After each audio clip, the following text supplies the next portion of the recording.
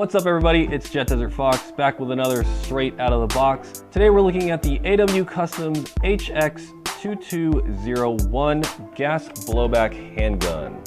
Quick disclaimer about this particular unboxing, this gun is not completely straight out of the box. This gun was used during a pistol shooting competition at Bad Blood 2018. So it does have some wear and tear on it from a shooting competition, but hopefully that'll just prove how rugged and reliable these guns are after some wear and tear abuse at a shooting comp, and then into my hands where I'm going to abuse the crap out of it. On the front of the box we have a set of QR codes with the owner's manual, replacement parts, registration, and maintenance. So let's take a look at these QR codes and see if they actually work. All right, so I've downloaded a QR code scanner onto my phone. Let's start off with the owner's manual. And we get a 404 page not found. Okay, well let's go to the main menu and see what happens. AW Custom, Airsoft or Airgun? Let's go. Airsoft, discover the blue. I have discovered it, it's really good. New standard in precision airsoft manufacturing. Let's see if we can find our gun. Scroll over. Lots of options. Okay. This is the HX221. Got the HX2502, 2501, 21, 2011. Okay, so our pistol is not on here, I guess. However, it is still loading, so maybe there's still more, but strange. Let's try scanning one of the other QR codes. Let's try replacement parts. Okay, replacement parts. This QR code has taken me to creating an account. Oh, I don't want to create an account yet. I thought that said dictatorship. It says distributorship. Lol. Okay, let's try maintenance. And we get another 404 page not found.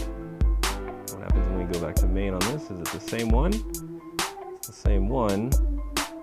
Yeah, okay, so these QR codes kind of aren't really helpful. I can see all the other pistols, I just can't see this pistol. So let's click on one of these other pistols. Let's click on the HX2502 and see what that does. HX25 operator dashboard, armor ID, operator guide. All right, tells us about its features, what it includes. Oh, this is nice. It tells you what magazines are compatible. Cool. It's definitely helpful. You can write your own review on here as well. Let's go back up to the top. All right, let's look at operator guide. Operator's guide, HX24. You get a nice diagram. That's cool. Pretty helpful. Having problems, you can ask the community. Oh, there's like a fact sheet on here.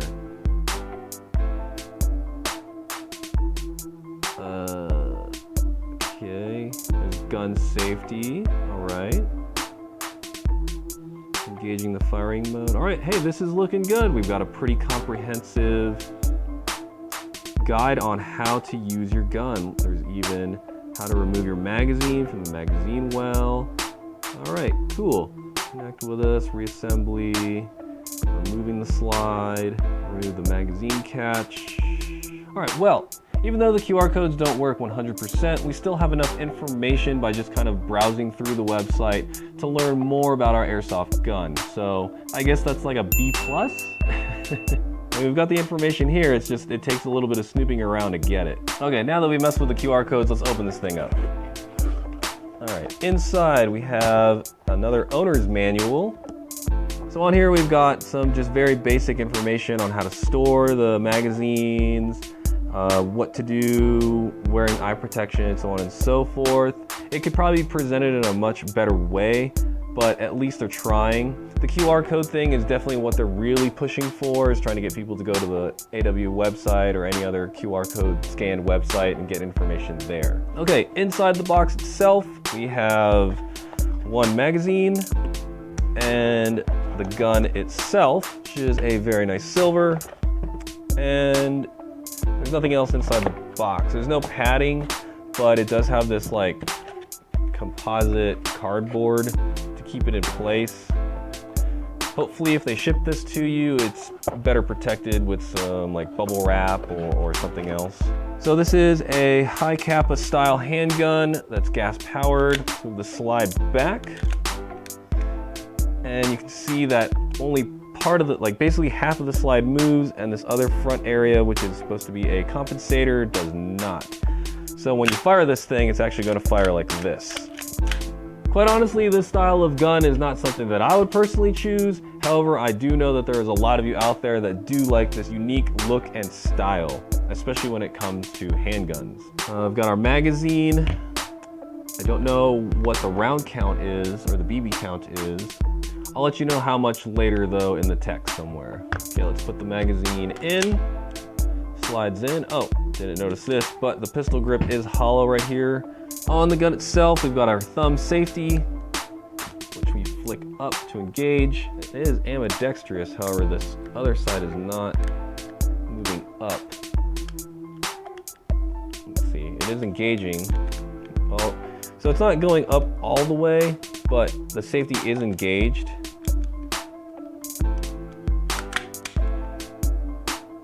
So let's cock that, make sure it does. There it goes, okay. There we go, we got the safety to engage. Okay, that was operator error. My bad, everyone. On the pistol grip itself, we have some texturizing, and on the rear of the pistol grip, we've got some stippling.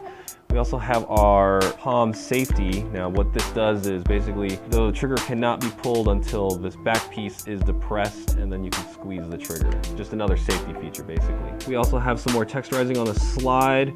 This is supposed to be so that way when you grab it, it's got some grip. And we have a ghost ring iron sight with a fiber optic front sight post. Look at the sight picture on that. Oh, that's nice. Let's see here. We've got more texturizing on the trigger guard and a skeletonized trigger. The magazine release is not ambidextrous. Toward the front of the gun, we've got our mock compensator and our federally mandated orange tip. Moving down from the pistol grip, we have an enhanced magazine well. This is normally found on sport shooting guns for IPSC or IDPA. This particular feature though has become very common for airsoft, especially in handguns. All right, let's open this up and take a look inside. I would assume that this is pretty well oiled just because it was used kind of heavily at Bad Blood for the shooting competition. Man, I'm having a hard time popping this out. Oh, okay, whew. Need that piece. Okay, the inside looks very nice. You can see that it's been pretty well oiled. And on the inside, same thing, everything looks nice and oiled. Okay, the hop up is located inside the slide, and it does not have a directional arrow saying which way the hop up goes. So when you do get this gun and you do need to adjust the hop up, you're basically just going to have to turn it to the extreme one way or the other and fire it, see which way the BB goes. Does it go straight down to the dirt? Does it go straight up into the sky? And then make your adjustments from there. It doesn't look like there is a lot of wear and tear from the shooting competition, which is great. This is definitely well oiled and maintained beforehand. And to slide it back on, simply line up the slide with the guide channels. Pull the slide back. Okay, line up this groove with this square. Take the slide catch lever, reinsert it back in. Now this will only fit one way because of the little notch that it's got into it. Press down, perform a function test, which you pull the slide back, make sure the slide doesn't come flying off. Rack it again, squeeze the trigger, make sure it's pointed in a safe direction, and your function test is complete. The gun is functioning as it should. Yep.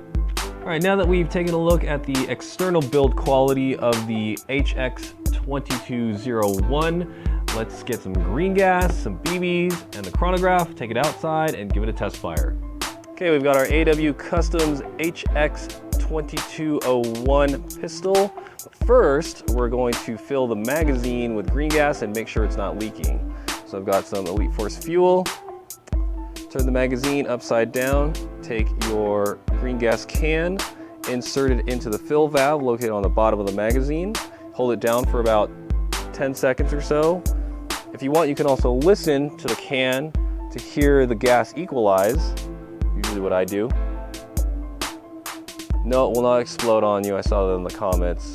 A couple other videos. This definitely will not explode on you. Okay, set that down. Listen for any leaking. No leaking here at the fill valve. Got no leaking here. We're gonna press this button here at the back. This is the gas release valve. Make sure it's got some tension on it, which it does. Okay, we're gonna load the gun up and take some shots. Oh, that shoots nice. There is a lot of blowback on this.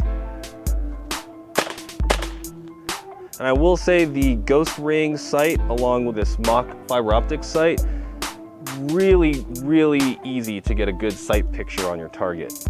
Okay, let's shoot this for some distance, see if the hop up is working. It should already be adjusted since this was used in a shooting competition. Which, yeah, it is. Shooting a little high above the sight, but it's airsoft. You can't expect 100% accuracy. But man, this thing shoots really nice. I'm very impressed with the amount of blowback and kick that this gun has. Okay, so now I'm gonna empty the magazine and make sure the slide locks to the rear.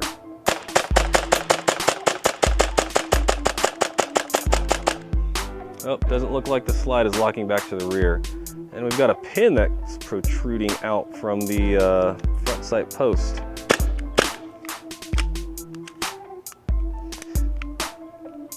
Let's see, maybe there's a...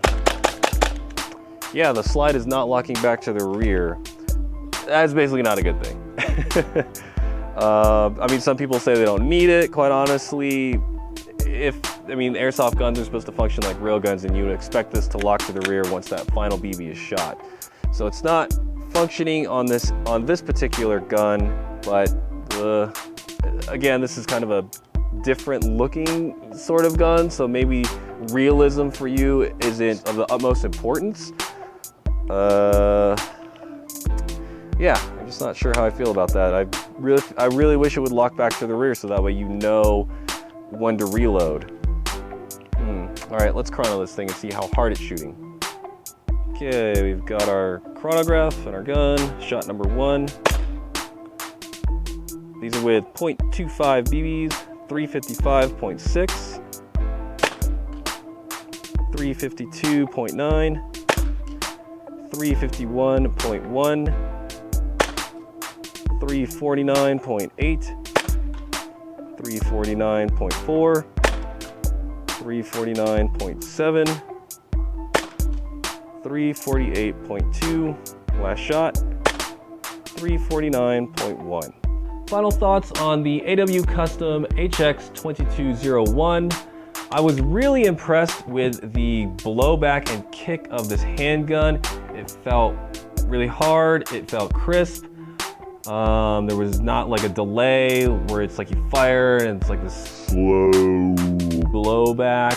It was just really snappy. The FPS was very consistent with this gun. I do really like the ghost sights and the fake fiber optic sight. However, this little pin right here protruding out of the gun during test fire was a bit concerning. This could easily be lost, whether it be an outdoor field or an indoor field. Losing such a tiny pin like that could be, I don't know if it would be detrimental to the sight. It's definitely not something you want to lose.